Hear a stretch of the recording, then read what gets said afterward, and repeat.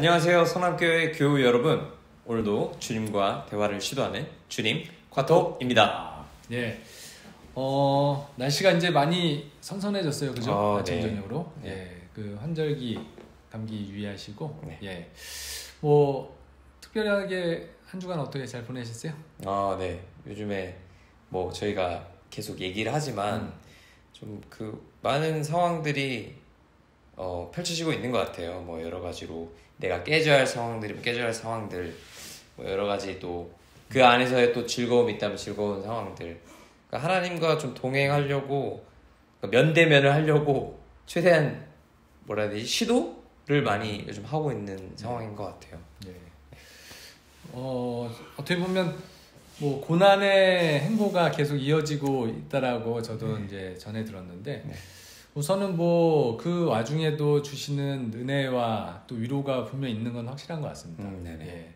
어떻게 그 주중에 와닿은 말씀은 있으셨어요? 저는 이제 지난주 말씀인 것 같아요. 창세기 28장 16절 이후의 말씀이었는데 이제 그 야곱이 도망자 신세가 되면서 그 안에서 또 이제 또 하나님에 대한 경외함을 좀 느끼면서 또 돌기둥을 세우고 또 그 안에서 이제 하나님께 고백하는 그 장면을 보면서 저는 약간 요즘 그런 생각을 많이 했어요. 그럼 내가 얼마나 지금 하나님께 내 마음을 드리고 있는가, 척하고 있지는 않는가. 사실 그 척하고 있다는 생각 자체가 사실 내가 이제까지 하나님께 했던 거에 대해서 좀 약간 참 부끄럽거든요. 근데 참 그걸 인정하기가 참 쉽지 않았던 것 같아요. 근데 요즘에서야 하나님께서 많은 것들을 내려놓고 나에게로 오라라는 어떤 그런 음성의 메시지가 많다 보니까 내가 이제 척하고 있지는 않는가? 계속 어쩌면은 그게 성찰이라는 표현을 써야 되나요? 어떤 그렇게 계속 하나님께 내가 드리고 있는가? 계속 어떻게 검사하면서 좀 가고 있는 것 같아요. 근데 그럼에도 불구하고 참 여전히 참 제가 제 힘으로 많은 생활을 하고 있더라고요. 하나님을 경외하기보다 세상을 경외하게 되고 또 세상 권세가 더 무섭고 하나님은 당장 보이지 않는 존재라고 생각하는 그 어떤 잠깐의 마음들 때문에 내 삶이 흐트러지고 내 어떤 습관들이 흐트러지고 교회 일에 대해서도 어떤 우선순위가 분명하지가 않고 참 그런 것들을 보면서 하나님께서 어쩌면 이 말씀을 통해서는 더 신뢰하라고 더 나에게로 오라고 두려워하지 말라고 어쩌면 계속 말씀하신 것 같다라는 좀 생각이 들었던 것 같아요. 그래요. 저도 오늘 말씀을 사실 저는 와닿아가지고 제목이 이제 두려움 속에서 붙드는 하나님 약속이라는 주제인데 그 본문에 이제 창세기 32장 11절 12절 말씀이거든요. 이제 그 에서로부터 이제 그 에서의 군대가 이제 그 들이닥치는 어떤 그 과정 속에서 이제 야곱이 이제 겁을 내서 이제 하나님께 드리는 기도예요. 내가 주께 간구하오니 내 형의 손에서 에서의 손에서 나를 건져내시옵소서. 내가 그를 두려워함은 그가 와서 나와 내 처자들을 칠까 겁이 나기 때문입니다.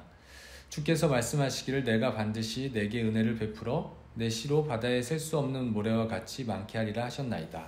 아멘.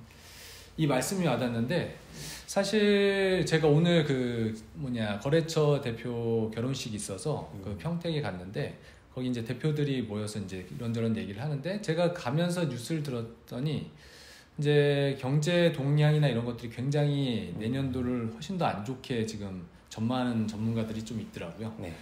그 가서 대표들끼리 얘기 나눌 때도 그런 얘기들 뭐 이제 식사하면서 얘기가 나와가지고 얘기를 좀 듣다 보니까 뭐 집값 하락이나 이런 것들도 이제 시작이 더 안 좋아진다라는 전망들도 많고 뭐 달러 환율이 높아지면서 금리부터 시작해서 다 불안 요소들이 워낙 많으니까 뭐 그런 것들 때문에 지금도 신음하고 어려워하는 사람들이 발생하고 있고 앞으로는 더 많아질 거라는 그런 얘기들이 사실 두려움을 갖게 만들더라고요.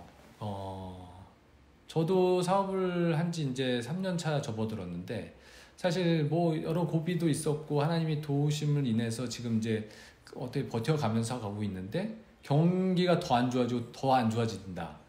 이제 채워주심을 바라고 기대하고 집중하는 저한테는 사실 되게 불안 요소긴 하죠. 근데 그게 불안할 쯤에서 와서 이제 기도하고 이제 주님 카톡을 진행하려고 이번 주 어떤 말씀이 나한테 좀 와닿나 다시 이제 좀 점검하고 있었던 찰나에 오늘 말씀이 딱 그 에서가 지금 쳐들어온다라는 그 소식을 들은 그 느낌의 그 상황과 똑같이 일치하는 거예요. 그래서 제가 뭐라고 이렇게까지 하나님이 말씀을 준비해 주셔서 이렇게 허락하시나 이런 생각에 감사도 드렸고 그리고 야곱의 어떤 이 솔직한 심정의 기도가 좀 많이 와닿았어요. 뭐 내가 지금 에서의 손에서 죽을까봐 내 처와 자식이 같이 죽을까봐 두려워하나이다. 이 겁이 난다라는 고백 자체도 굉장히 진솔하게 하나님께 나아가고 그 진심으로 하나님께 나아가고 있고 그리고 하나님께 이게 따지듯이 얘기하는 것 같더라고요. 주께서 말씀하시길 내가 반드시 내게 은혜를 베풀고 내 시로 바다에 셀 수 없는 모래와 같게 하겠다고 하셨는데 왜 지금 나는 지금 이렇게 겁나고 두려워합니까? 라고 하나님께 기도드리는 것 같아서 그냥 솔직한 심정으로 하나님께 나아가는 게 중요하구나. 마치 제가 어려운데도 불구하고 막 믿음으로 이긴 것처럼 막 하나님께 기도 안 드리고 그냥 끙끙 앓고 뒤에서 힘들어하고 이런 게 아니라 그냥 힘듦 자체를 가지고 하나님께 나아가고 하나님께서 약속해 주신 그 말씀을 하나님께 오히려 하나님 저를 지켜주신다고 하시지 않았습니까? 이 상황에서 저를 건져 주시옵소서라고 기도 드리는 게 이게 오히려 하나님이 지금 이 시점에 제게 원하는 기도가 아닐까 이런 생각이 되게 많이 들었어요. 저는. 하나님께서는 뭔가 저희 보고 내려놓으라 많이 얘기를 하시잖아요. 근데 가끔은 참 우리가 어리석은 걸 수도 있겠지만 당연한 거는 가지고 있는 거 내려놓는 거 참 어려운 것 같아요. 왜냐하면 당장 내가 누릴 거에 대해서 내가 편하고 누릴 거에 대해서 포기한다는 것 자체가 되게 쉽지 않은 일이라는 생각이 들고 그리고 참 내가 못하겠습니다라고 하나님께 말하는 게 생각보다 참 쉽지 않은 것 같아요. 뭔가 저도 그런 일이 있었지만 뭔가 하나님 나 안 될 것 같아요. 못할 것 같아요라 하면은 왠지 인격적인 하나님께서는 그래 괜찮아 하실 분이시지만 뭔가 그냥 하나님도 내가 너무 절망이고 내가 너무 힘든 나머지 하나님도 나를 포기하시면 어떡하지라는 어떤 그런 생각이 들게 되더라고요. 근데 그럼에도 불구하고 하나님께서는 내려놓고 너 못한다고 해도 돼. 어차피 내가 너를 지켜줄 거니까 나에게 오라 하시는 그 주님의 음성이 따뜻하지만 때로는 너무나 힘들게 들릴 때도 있는 것 같아요. 그래 어떻게 보면은 하나님께 인생을 맡긴다라는 게 어떻게 보면 절벽에서 떨어졌을 때 하나님의 그 도우심을 맛볼 수 있는 어떤 지경까지 갈 때가 있다 보니까 그 지경을 원해서 가는 사람은 거의 없다고 봐요. 네, 맞아요. 그럼에도 불구하고 그 지경을 허락하신 건 우리가 내려놓지 않기 때문이죠, 사실은. 알아서 하나님께 나아가고 알아서 하나님께 인생을 드리고 맞죠. 알아서 하나님께 말씀을 순종하면서 천국으로 갈 수 있는 인생을 살 수 있다고 하면 하나님도 그렇게 일부러 트레이닝을 더 혹독하게 시키지진 않으실 거라고 생각이 들긴 합니다.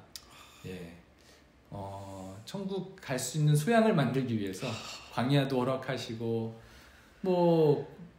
그런 과정을 통해서 또 하나님께서 하나님을 또 알게 해주시는 은혜가 사실 어떻게 보면 그 은혜가 되게 감사하면서도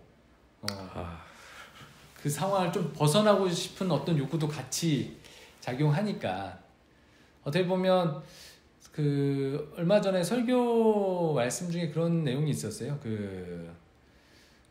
광야에서의 어떤 태도가 두 가지 타입으로 나뉘는데 이스라엘 백성으로 하나님께 나아가는 어떤 타입이 있고 다른 한 타입은 모세처럼 하나님께 나아가는 타입이 있는데 하나님과 늘 동행하고 하나님께 묻고 움직이고 그날 살아가는 게 모세의 어떤 타입이었다고 하면 이스라엘 백성은 언제 이게 끝나느냐라고 그때 처한 어떤 상황에만 몰입돼서 하나님께 뭔가 간구하기만 한 그 타입이라고 하면 고난이 지속될수록 어려워지고 시험에 크게 빠질 수밖에 없는 상황일 텐데 그럴 때일수록 모세의 어떤 모습으로 하나님께 물어가고 하나님이 지시한 대로 하나님께서 말씀하신 대로 순종하다 보면 그 광야도 어느새 자연스럽게 하나님과 나올 수 있지 않을까 이런 기대감을 좀 갖게 됐습니다. 참 저희가 그 주님과 톡을 하는 동안에 그런 얘기를 해드렸던 것 같아요.